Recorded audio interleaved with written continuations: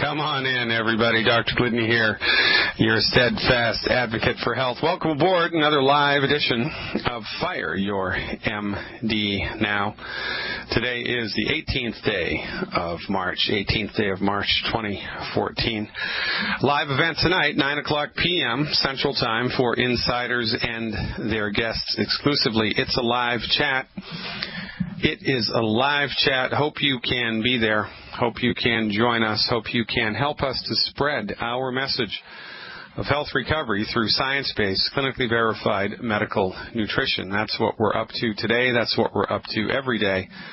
And that is how we roll. Lots of information coming across the wires today. A lot of new drugs that they're rolling out all of the time. A lot of misinformation that they're disseminating all of the time.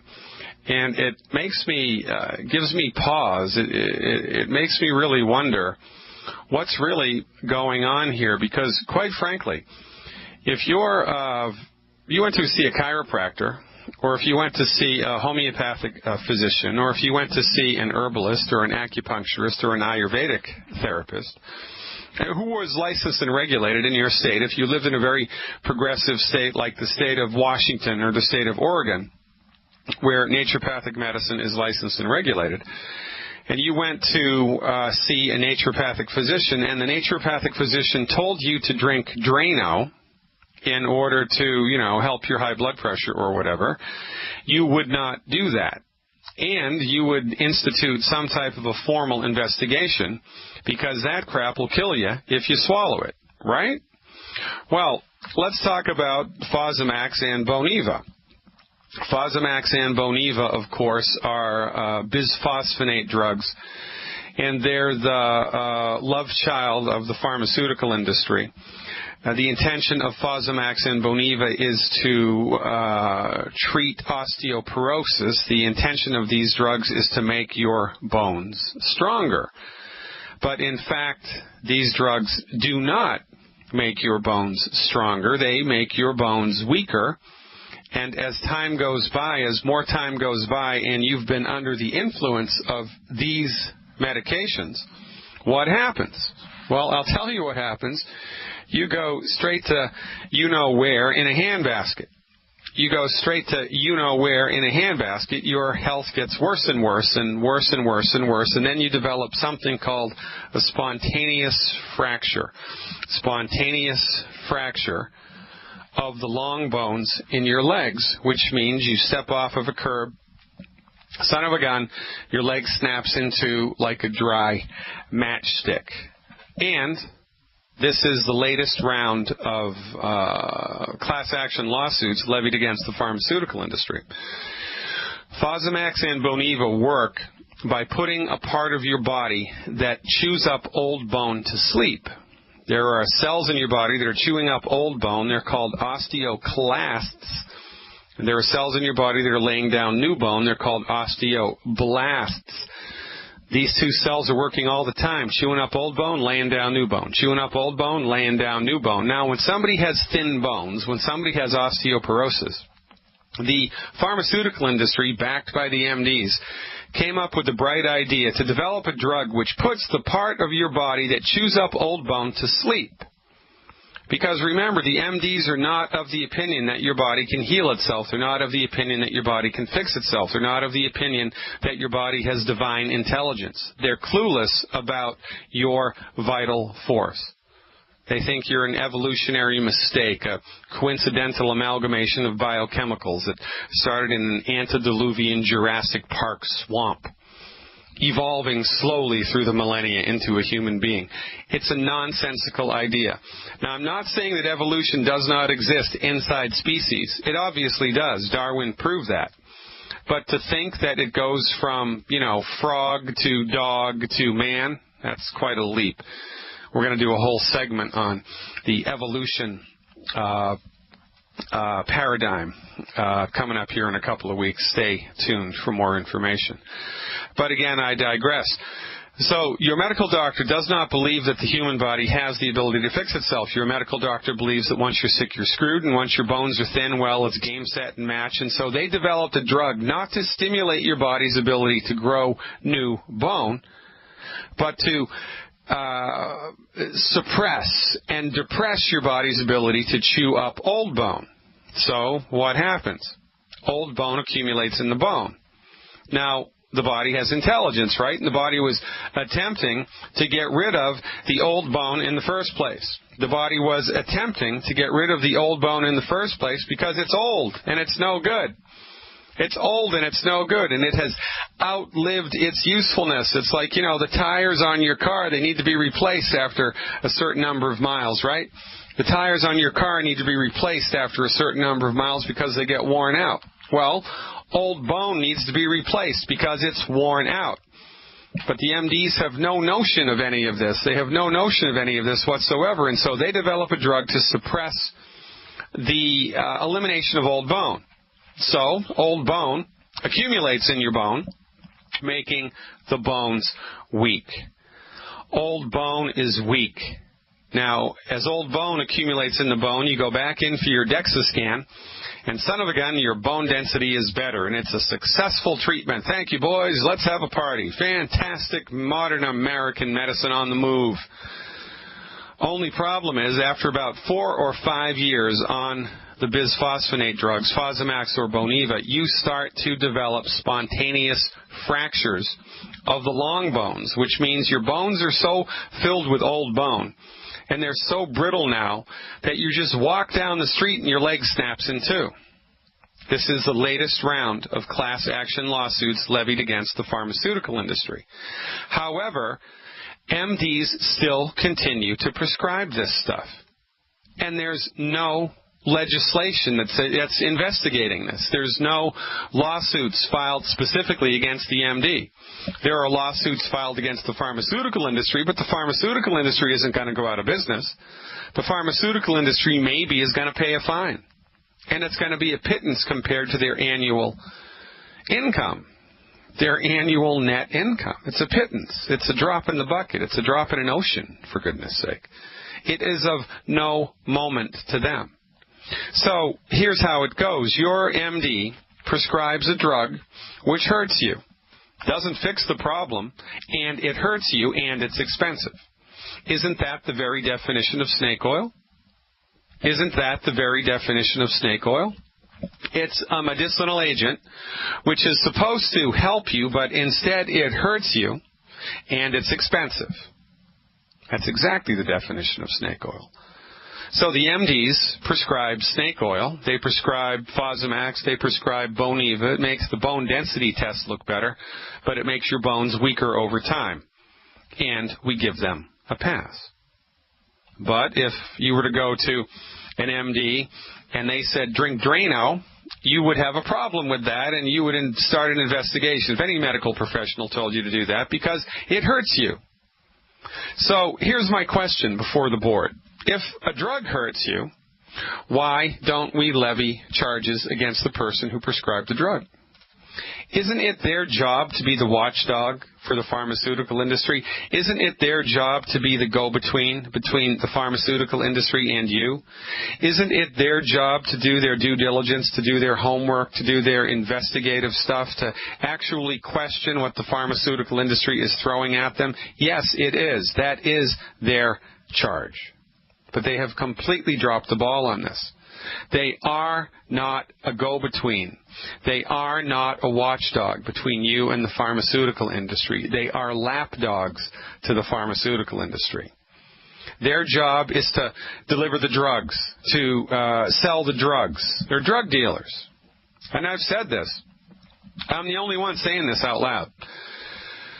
Dr. Wallach intimates it, but I'm actually saying it out loud. The practice of allopathic MD-directed medicine has devolved over the last 50 years. 50 years ago, there actually were doctors. There actually were physicians practicing medicine. Now, we have drug salesmen who have been trained in diagnostic criteria. That's what an MD is now. He's not a doctor. He's not concerned with your health, not concerned with your well-being. I've known this about Fosamax and Boniva for 10 years. I've been telling patients this, people this, and on the public stage for 10 years. This isn't, new knowledge. And by the way, it isn't rocket science either. It's really kind of elementary biochemistry, and your medical doctor should know this. It's your medical doctor, your MD's responsibility to have your back. But they don't. They don't. They do not. And yet, when they drop the ball and hurt you, they get a pass. Why is this? This is what I want to know. It's the question before the board here today. If you have any idea why culturally we let the MDs have a pass whenever they hurt us, whenever they harm us, whenever they drop the ball on their duty, when they fail to protect us, when they fail to inform us, when they sell us a false bill of goods, either directly or indirectly. I mean, nobody's perfect. You don't know what you don't know, but it's their job to know certain things. I mean, it's your lawyer's job to know the intricacies of the law, right? It's your tax person's job to know the intricacies of the tax code. It's your automobile mechanic's job to understand the intricacies of, your year, make, and model car. That's why you go to them, because you believe that they've been trained in a specialized field of endeavor. You believe that your MD has your back, but they don't. And when our MD fails us, when our MD harms us, when our MD kills us, they get a pass. We give them more money. We give them more legislative power. And we turn our backs to the very people, to the chiropractors, to the naturopaths, to the homeopaths, to the herbalists, to the Ayurvedic practitioners who can actually help us. We're upside down and inside out socially, but not here on this radio show. We're straight shooters through and through. Taking your calls when we come back. It's a little crazy, isn't it, when you're stuck inside of cultural conditioning and, you start to get uncomfortable about it. You start to understand that something just ain't right. You start to feel a little uncomfortable in your shoes, a little uncomfortable in your clothes. You know that it's time for change. Something's up, but you don't exactly know what it is. Well, that's why I'm here. That's why Dr. Wallach's here. In part, that's why Longevity is here, in order to disseminate information about stuff that you didn't know about medicine, to help you understand the ropes, to help you understand what's really going on here. And, we can talk about conspiracies, we can talk about the New World Order, we can talk about, why all this is happening and what the subterfuge here is and what the backstory is and all of this. And all of this is well and good, but most of it's speculation. I don't really care who started it. I don't really care who's responsible for it. I don't really care who's keeping this ship of mythology afloat. Quite frankly, I don't think the MDs were smart enough to have orchestrated this way. I think that they're just enrolled in their own dogma. I think that they're just, blind to the truth. And the meat grinder of the medical education process is exactly that. The intention of the education process of the doctoral degree granting program is to make you think inside of a box and to make you extremely uncomfortable even thinking about thinking outside of the box. So your MD has been trained, has become educationally, academically socialized to think a certain way. And even when it's wrong, like in the case of Fosamax or Boniva, they still sleep soundly at night because, they feel justified. I mean, they don't have any remorse. There's no problem here. There's no remorse. I mean, that's just the practice of medicine, isn't it, boys? No, it's not. What it is intellectual cowardice. What it is laziness before the storm. That's what it is. You're a medical professional. You enjoy all kinds of social cachet. You enjoy all kinds of respect, You enjoy all kinds of perks. You enjoy a very nice lifestyle. Most of them based on their salaries. Medical doctors make pretty good money. Not all of them, but most of them. As far as pharmaceutical reps, I mean, don't even get me started about the pharmaceutical industry as far as money goes. But there's stuff here, they get perks, and because of that, you would think that a meaning individual, a conscious individual, someone who actually has a heart and a soul and a conscience, would stand up and take offense to the delivery of drugs like Fosamax and Boniva, would take offense to the delivery of drugs like Premarin, which causes breast cancer, which would take offense to the delivery of completely ineffective medical treatments. You'd think that they would, but they do not. And why is this? Well, my conjecture is not because they're some part of some, Machiavellian scheme to, take over the world, some Manchurian candidate and medical Manchurian candidate scheme. I think it's just because it's become a runaway train, and the education of the MD engenders them not to question authority. They don't question what they've been taught. I mean, I've been in medical school. I know what it's like. And it's virtually impossible to come out of it with an open mind. It's virtually impossible to come out of it with an open mind. And so it goes, right? And then it becomes a situation of the blind leading the blind in reality by consensus.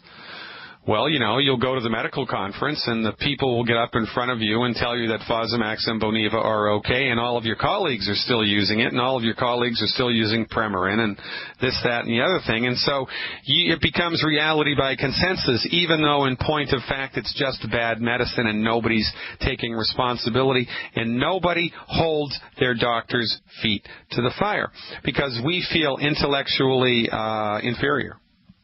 Admit it, you do. You feel intellectually inferior to your MD.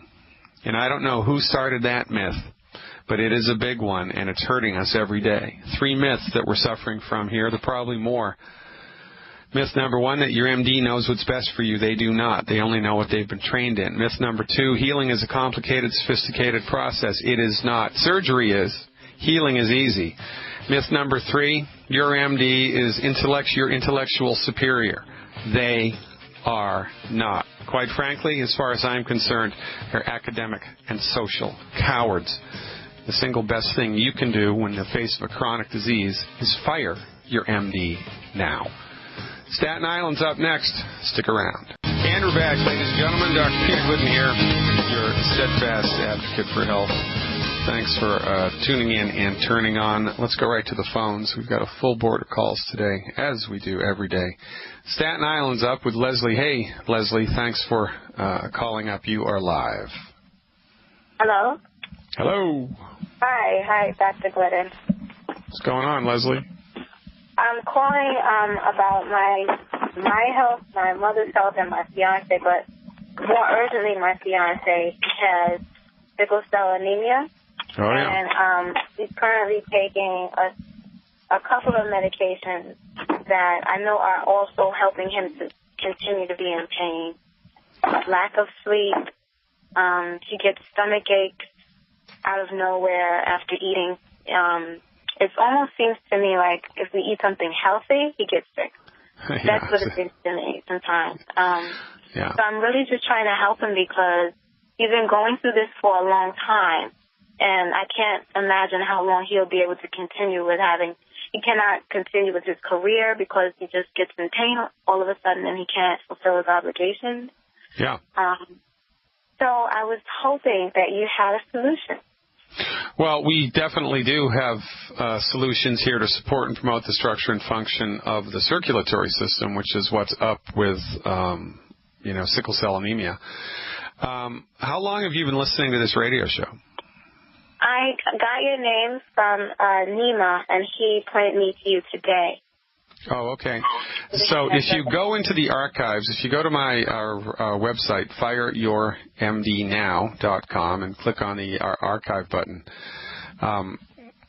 you can access a radio show that I did on sickle cell anemia. We had a caller call in who's been following our protocols to support and promote healthy blood for about a year now, and he was a big sickle cell sufferer, and he used to have a sickle cell crisis 3 or 4 times a year, and you just don't feel right when that game is afoot. And he's been an entire year now without a sickle cell crisis. Things are getting much, much better. So we have direct personal experience of people with definitive diagnoses of sickle cell anemia that when they get on board with a medical nutrition program, the intention of which is to support their body's ability to fix itself, often the results are remarkable. So I would encourage you to go to my website and look in the radio show archives and suss that out. I also did a webinar about that, and on my website you have access to over 100, I think it's up to like 110 hours now, of archived health webinars, one of which I did on sickle cell anemia. Now, in order to get that information, you have to be a subscriber. You have to pay for that. You have to go to my website and become an insider. That's $20 a month, or if you do a whole year, we give you 2 months free. You can cancel at any time. So, you might want to consider getting a subscription and check it out and watch the webinar that I did about that with your husband together. Okay. And that's one of the reasons why we put those webinars together, because, we're up against such a culture of disbelief and such a dysfunctional medical culture. I mean, it's just bad. Mm-hmm. But still, people, have it in their head that if their doctor tells them to do it, well, they're going to do it. So it's better if I tell, your husband and everybody else in the world what to do rather than your next-door neighbor telling you what to do, right? Now, so that's why we put together the webinars, because it gives a more of a professional credence to what we're up to, and really the way that we do it helps people to kind of, trust us and take the step. So, but long story short, so I'll tell you what needs to happen here, though. I mean, I'll tell you the basic protocol to support healthy blood formation. First things first, he has to eliminate, there are 10 foods he needs to stop eating. Okay. 10 foods. 10 foods. And you can get that list on my website for free. The website, again, fireyourmdnow.com. Fireyourmdnow.com. Scroll down on the front page until you see a little link that says subscribe to my webinar. Subscribe to my newsletter.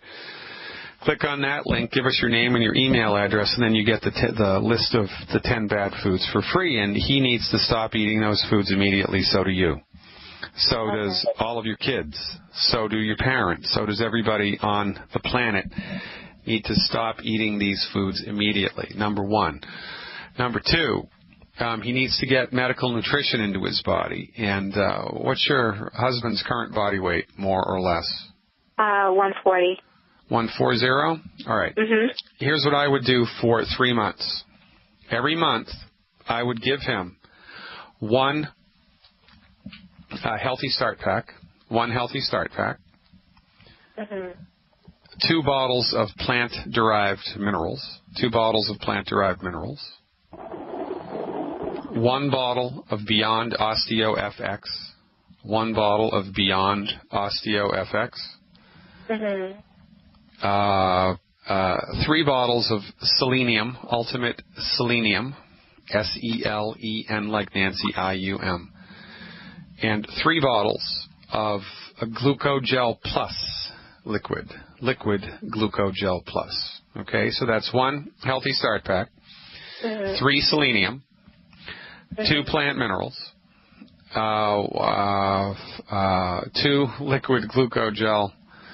And I think that's good. Plus eliminate the 10.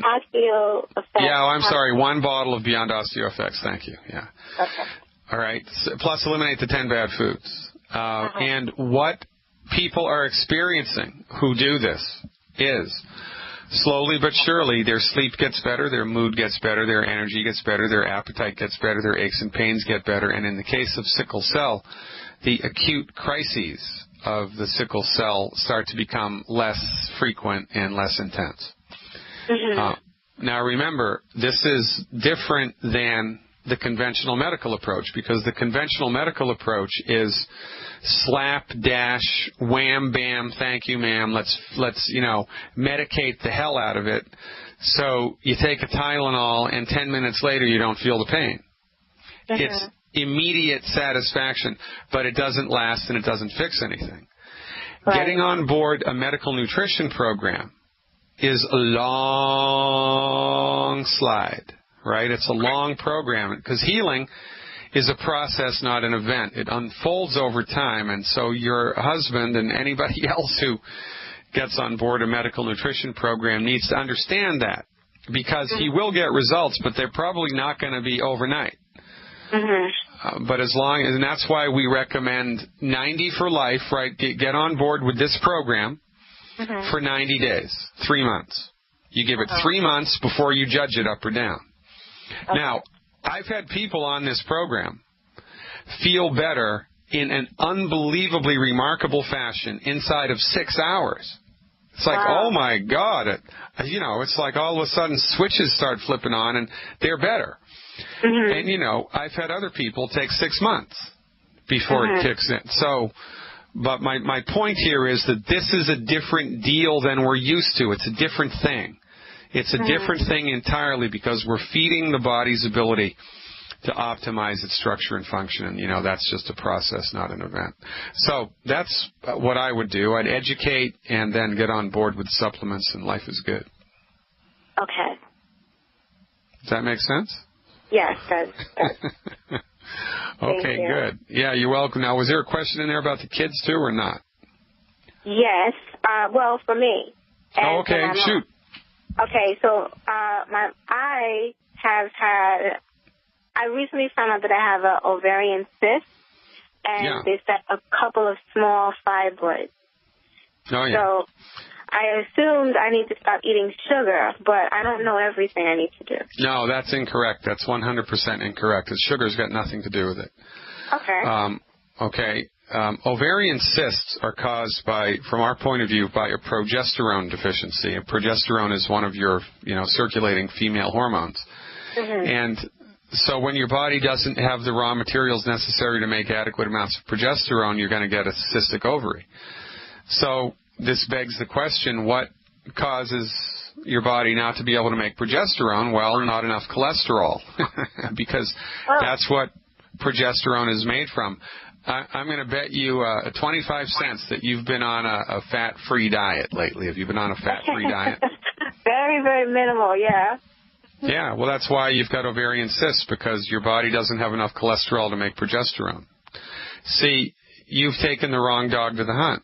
You've listened to the wrong people. You've listened to people that have a juvenile understanding of medical nutrition. You've taken their advice, and you've suffered from it.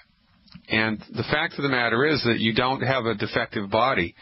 You don't have a bad gene. You certainly don't have a voodoo curse. What you do have is not completely, but you have a nutritionally starved body. Your body is lacking the raw materials that it needs to just get the job done. And when you give the body the stuff it needs... That leads to another question. All right. I have been working on eating healthier in the sense of eating raw foods and I dry my own things, stuff like that. But I do have a craving for sweets. That I notice at night or in the middle of the night. I wake up with it. It's uncontrollable. Yeah, sweet cravings, that's caused by two things, usually. A craving for anything is caused by a deficiency in minerals. Your body needs minerals, not vitamins. Your body needs minerals. I see. Number one. And number two, there can also be a protein deficiency in there, too. So as an experiment, you may want to consider, for the next week, every time you eat, 50% of what you throw down the hatch has to be protein. Okay. So, eggs, mixed salted nuts, rice and beans together in one meal, meat, chicken, fish, right? Protein. Eggs, of course, are the protein that all other proteins are compared to. So that wouldn't be a bad thing for you to do. Certainly the easiest. But it's either a protein deficiency or a mineral deficiency. Everybody is minerally deficient, just to varying degrees, because the only place that we get minerals from is the soil, right? Plants can't make minerals. Your plant can't make gold. A plant can't make calcium. Your body can't make gold. Your body can't make calcium. So the only place we get minerals from is the soil, and the soil is deficient in minerals.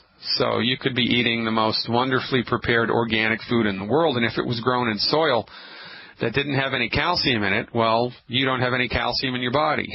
So it's that simple.